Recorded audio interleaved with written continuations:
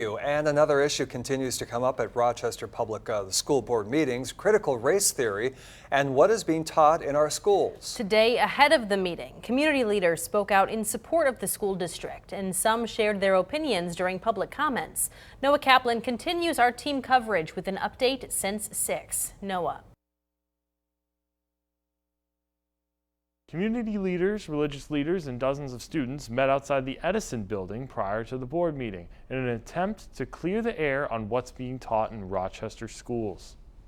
We want our kids to have an education that imparts honesty about who we are, integrity about how we treat others, and courage to do what is right. In a response to the demonstrations at a previous school board meeting earlier in the month, a large gathering of students along with other community leaders came to the defense of Rochester schools. Their arguments? Rochester Public Schools does not teach critical race theory and hard discussions need to be had. That the group of people who are weaponizing our education on the 13th do not represent students.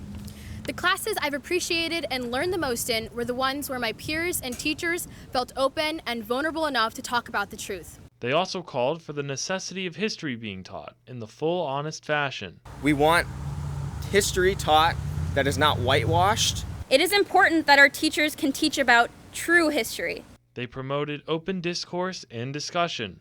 Learn from your peers, listen to them, and don't be afraid to challenge someone else's beliefs and even your own. Many public commenters expressed opposition to the way the school teaches. The point is critical race theory, from my perspective, has become the foundation for your operation, your formulation of policies that impact teachers and students and administrators under your jurisdiction. How did the school board respond to the last meeting's demonstration? Gene Marvin says that Rochester puts the students first and that board meetings must be met with more respect.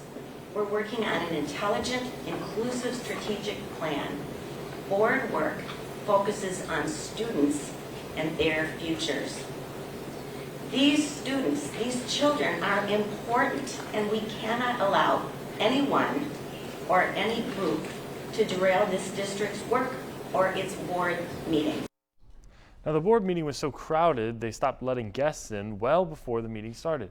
Though many of the same demonstrators and more people showed up this time, there was much more respectful discourse throughout the meeting. Back to you. Well, new tonight.